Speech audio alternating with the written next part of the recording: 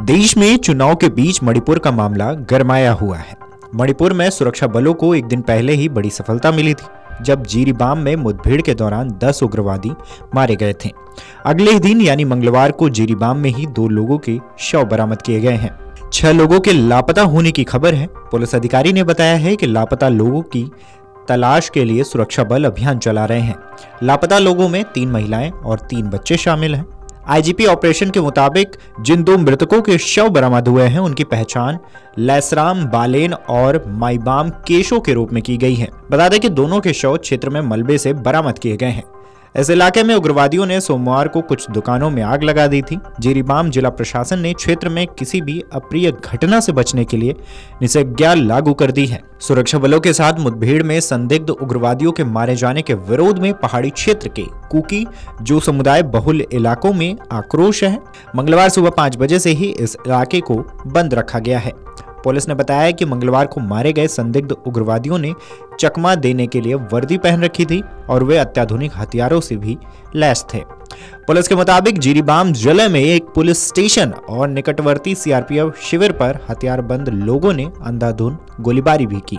मुठभेड़ में केंद्रीय रिजर्व पुलिस बल यानी कि सीआरपीएफ के 2 जवान भी घायल हो गए। समाचार एजेंसी के मुताबिक मंगलवार सुबह जिरीबाम में स्थिति शांत लेकिन तनावपूर्ण रही। मामला गरमाया रहा। पुलिसकर्मी संवेदनशील स्थानों पर गश्त कर रहे हैं। मीडिया रिपोर्ट्स की माने तो इससे पहले 7 नवंबर को थमनपोकपी गांव में एक महिला की हत्या कर दी गई थी। इस महिला का नाम सापम सोफिया था। वो धान की फसल काटने के लिए खेत में गई थी। इस दौरान संदिग्ध उग्रवादियों ने करीबन 100 मीटर की दूरी से गोली चलाई, जिस घटना में महिला की मौत हुई थी।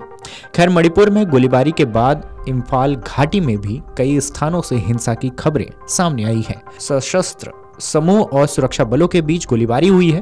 उग्रवादियों को खदेड़ने के लिए सुरक्षा बलों का अभियान जारी है। असम राइफल्स और सीआरपीएफ की अतिरिक्त टुकड़ियों को अशांत क्षेत्रों में तैनात किया गया है। बता दें कि मणिपुर में हिंसा का इतिहास जातीय और राजनीतिक संघर्षों से जुड़ा हुआ है। राज्य में कुकी, नगा और मैतेई समुदायों के बीच लंबे समय से संघर्ष चल रहा है। मणिपुर का मुद्दा स्वतंत्रता, पहचान और स्वशासन के अधिकारों से भी जुड़ा हुआ है।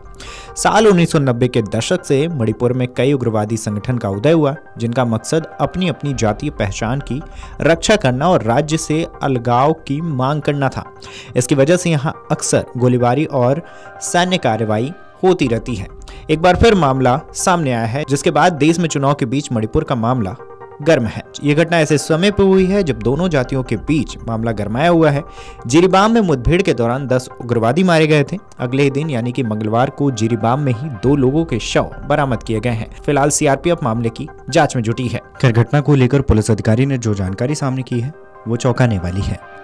उन्होंने बताया कि कल दोपहर करीबन 2:30 बजे से 3 बजे के बीच जान के जेटो क्षेत्र में बावर पुलिस स्टेशन और आसपास के सीआरपीएफ कैंप पर उग्रवादियों ने हमला किया। इस हमले में उग्रवादियों ने रॉकेट, प्रोपेल्ड ग्रेनेड और उन्नत हथियार जैसे AK-47, इंसास राइफल और SLR का इस्तेमाल भी किया। इस हमले में सीआरपीएफ कर्मी घायल हुए, जिसे इलाज के लिए असम भेजा गया है। सीआरपीएफ ने भी जवाबी कार्रवाई की है और गोलीबारी लगभग 45 मिनट तक चली। स्थिति शांत होने के बाद हमने पाया कि लगभग 10 उग्रवादी मारे गए थे। दुख की बात यह है कि 2 वरिष्ठ नागरिक आग से झुलसकर मृत पाए गए हैं और 3 महिलाएं व 3 नाबालिग लापता हैं। पुलिस इन लापता लोगों की तलाश में सक्रिय रूप से लगी हुई है। इस खबर पर आपकी क्या राय है, हमें कमेंट करके जरूर बताएं। Video desk amarujala.com। अगर आप ये वीडियो YouTube पर देख रहे हैं तो हमारे चैनल को सब्सक्राइब कर बेल आइकन दबाएं और Facebook पर देख रहे हैं तो हमारे पेज को लाइक करें। 8 मिलियन प्लस सब्सक्राइबर, आपके इस भरोसे के लिए बहुत धन्यवाद।